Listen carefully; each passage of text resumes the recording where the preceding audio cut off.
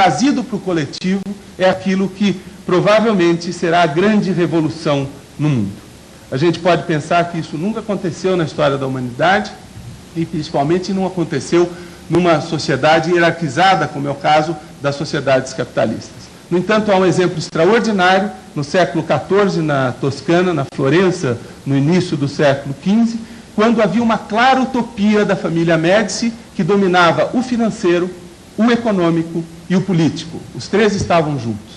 E a utopia era de uma cidade bela e justa, uma cidade que juntasse a estética e a ética.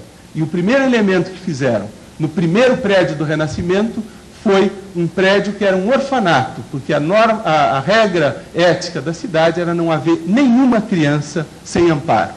Este orfanato, até hoje existe o prédio, feito pelo Brunelleschi, e abrigou essas crianças abandonadas, dando a elas uma educação humanística, matemática, filosofia e artes.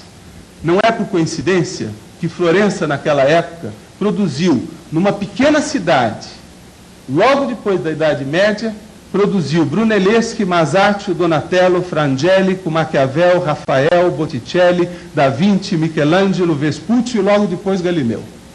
Não é coincidência que aquilo que é belo e justo produza riqueza, riqueza humana, algo que pode ser reproduzido e que é absolutamente sustentável. Esta é a utopia que eu acho que a responsabilidade social pode trazer. Não acredito que seja um otimismo infundado. Otimismo infundado é uma característica dos opressores. É um otimismo que eu acredito que é construído com estas sementes da realidade que eu procurei dar ao longo desta conversa com vocês. Ela apropria a fragilidade do humano como um elemento básico das relações pela ação destes atores independentes, consumidor, investidor, etc.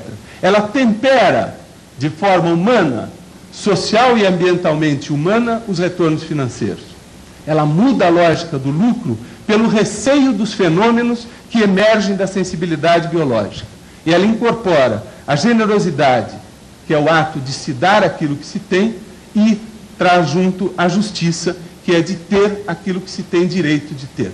Fazer valer as várias convenções internacionais que estão sendo palavras soltas até aqui, discurso de países, mas efetivamente não têm trazido a mudança na humanidade que nós gostaríamos. Nós vemos essa utopia como sendo a utopia de uma humanidade na qual a humanidade é a principal preocupação do homem.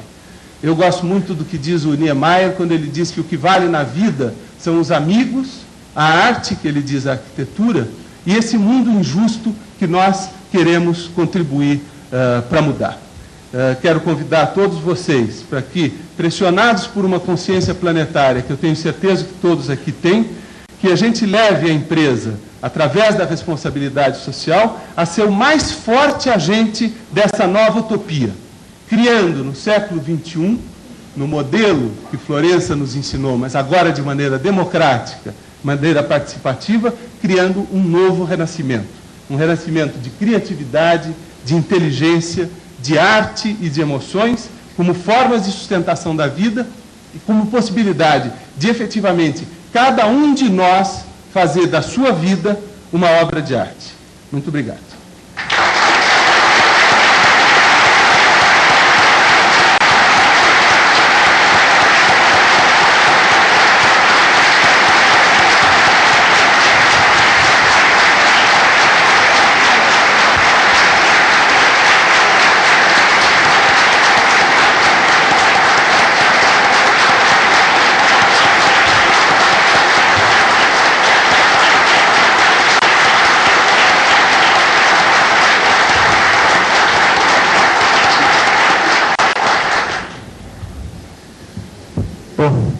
Como é bom estar em boa companhia, não? É a melhor coisa da vida, né?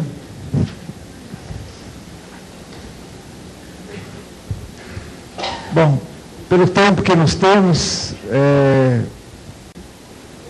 primeiro, só uma lembrança a todos, o Instituto Acatu tem um stand localizado no corredor à direita, né, ao lado da sala da imprensa, né? Para quem quiser visitar e conhecer melhor, se engajar, se comprometer. E no tempo que nós temos, está aberta a palavra a alguém que queira fazer uma pergunta, uma manifestação. Acho que os microfones estão aí, né? Quem quiser fazer uma pergunta, faça favor. Nós não temos aqueles 3 ricaços que o senhor falou nos Estados Unidos, que debulham não sei quanto por cento da renda do mundo, mas nós temos no nosso país uma distribuição de renda que é absolutamente inaceitável. Eu creio que nós, como empresas brasileiras, podíamos trabalhar não na mudança do mundo, mas na evolução do Brasil.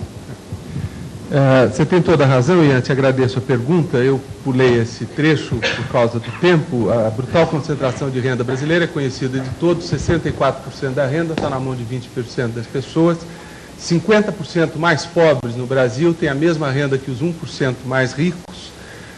Um dado absolutamente alarmante de que as famílias com crianças de 0 a 6 anos de idade, 0 a 6 anos de idade no Brasil, no Nordeste, 54% destas famílias vivem com menos de meio salário mínimo. E a gente pode pensar que essa é uma situação do Nordeste. No Sudeste, 18% das famílias vivem com menos de meio salário mínimo, com crianças de 0 a 6 anos nessas famílias. A síntese de indicadores sociais do IBGE mostrou coisas alarmantes, Ian, como, por exemplo, o fato de que há um analfabetismo funcional, pessoas que sabem ler, mas não entendem o que leem, de 29% da população acima de 15 anos. Isso na época do conhecimento, na época em que gerar riqueza significa gerar conhecimento. O número médio de anos de estudo é 6,6 anos, em média, de anos de estudo para pessoas acima de 15 anos no Brasil.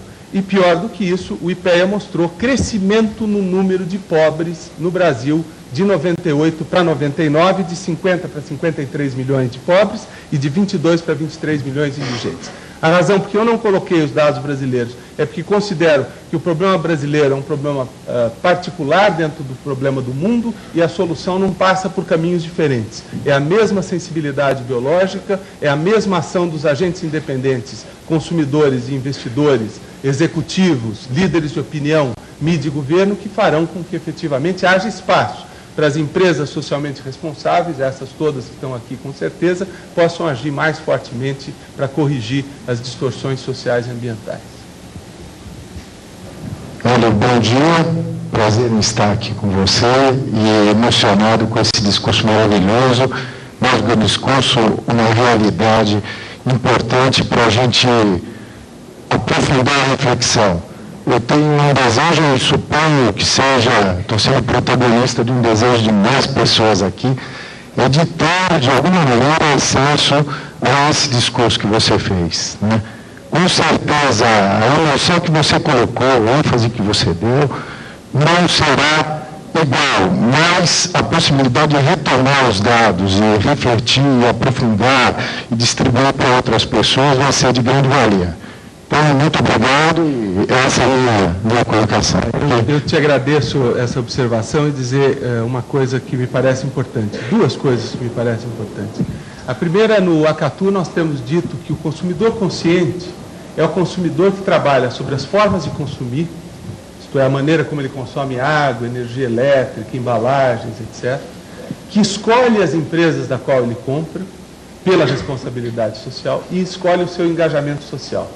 E nós dizemos o seguinte: o consumidor só será consciente se ele for um consumidor emocionado, alguém que recupera dentro de si a certeza de que é preciso levar adiante uma consciência planetária. Caso contrário, não fará. Então, referência à emoção que você mencionou. A segunda referência, ao protagonismo que você teve agora, que eu agradeço, e que é essencial na vida humana e na sensibilidade humana. Sem ser protagonistas, nós raramente estamos vivos.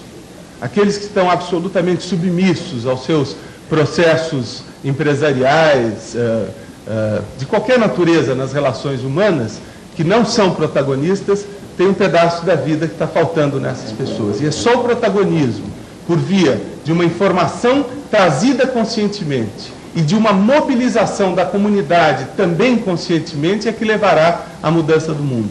Eu estou convidando não só a você, mas a cada um de nós aqui que assumamos esse compromisso de sermos protagonistas na própria vida e desta forma afetar a comunidade. Não é por outra razão que eu digo que é para se fazer da vida uma obra de arte. Só se faz uma obra de arte quando se é protagonista dessa obra de arte. Não há outra forma.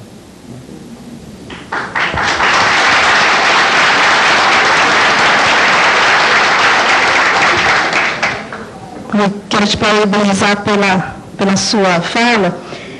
E, como eu sou empresária, eu tenho uma pergunta que me inquieta um pouco. Nós estamos falando de consumidores e estamos falando de uma camada cada vez menor da população rural, porque aqueles pobres mencionados em todos os nossos relatórios, né, correspondem aos excluídos, né, que vivem com menos do que $1 por dia. Eles são cada vez mais numerosos, portanto, não consumidores.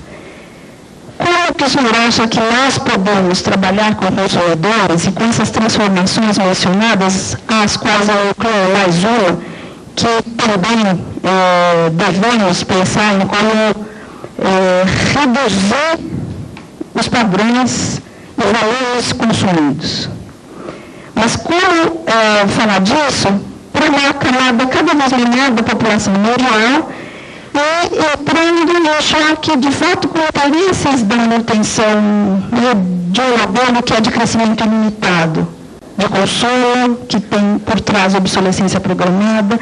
Então, isso me inquieta um pouco por conta do número cada vez menor do que é consumidor. E também, no nosso excluído do trabalho, o excluído digital, hoje ele tem uma possibilidade muito pequena de participar como elemento transformador. Me ocorre a lembrança da Revolução Francesa, em que alguns intelectuais lideraram um processo de pensamento da burguesia daquela época na direção de mudar o regime. Nós poderíamos pensar que esses intelectuais não estavam no poder, como os excluídos não estão no poder. O que eu estou procurando passar é o fato de que a empresa, talvez a gente possa dizer, ela tem poder, o sistema financeiro tem poder e tem possibilidade. A empresa produtiva, ela tem poder e tem pouca possibilidade, porque a possibilidade dela é autorizada pelos atos do consumidor e do investidor ao valorizá-la. Por que eu estou dizendo isso? Porque o que é possível é fazer com que cada um de nós, que não somos excluídos, que é aproximadamente metade da população mundial, nos preocupemos com a outra metade, dando uma mensagem muito clara às empresas e dizendo o seguinte: as empresas detêm aproximadamente 70% do valor adicionado mundial. 30% está na mão dos governos. Vamos supor que nós desacreditemos totalmente a possibilidade do governo de fazer coisas. Não é o meu caso. Acredito na possibilidade do governo de fazer coisas. Mas mesmo se desacreditasse, esse 70% que está na mão das empresas, se direcionado no esforço de desenvolver uma correção de curso na concentração econômica, social e ambiental, seria extremamente poderosa. O que é preciso é que esta metade da população mundial se convença que a outra metade não vai se fazer representar. E desta forma, portanto, esta metade que tem como se representar, que é consumidor, que é investidor, que é líder de opinião, que é executivo, pode afetar as empresas na direção correta. As empresas, o que elas podem fazer? Engajando-se socialmente com as organizações não governamentais, podem mostrar caminhos que a política pública pode apropriar. É isso que as ONGs brasileiras vêm fazendo. Apontam caminhos que a política pública apropria. E a mesma metade da população mundial pode pressionar a lógica de poder ao nível político. Não é diferente a análise quando se pensa a empresa e o seu poder, que não é possibilidade, a não ser autorizado pelo consumidor e investidor, e quando se pensa o poder de governo, que também só é possibilidade quando autorizado pelo eleitor. Então, o cidadão efetivamente consciente, ele redireciona a empresa e ele redireciona o governo também. Eu me lembro de uma frase que está no filme da Lista de Schindler, quando na última cena o Schindler sai chorando da fábrica, porque ele tinha apenas salvado mil pessoas, 1000 judeus. Esses judeus haviam arrancado os dentes, que tinham incrustações de ouro, derretido o ouro e feito um anel. E nesse anel, dentro do anel, havia uma inscrição. Essa inscrição está na Torá. E o que diz essa inscrição é: quem salva um, salva o mundo. Nós temos 6 bilhões de pessoas, metade de excluídos. Se a outra metade, se cada um salvar um, nós salvamos o mundo. E é este processo que eu acredito que está em curso, pela força do cidadão consciente que quer mudar na direção do bem-estar coletivo. Pode ser utópico, que assim seja. Precisamos de memórias para o futuro.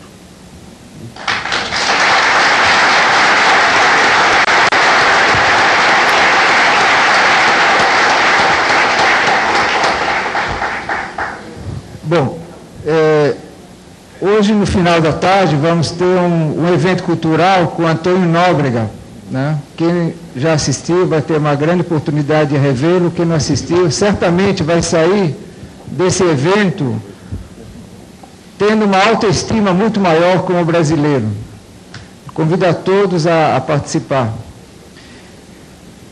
Para finalizar, porque a gente está querendo observar os horários de uma forma rigorosa, acho que uma imagem que pelo menos para mim fica e uma mensagem é que como é bom e como é fundamental a gente andar na vida em boas companhias.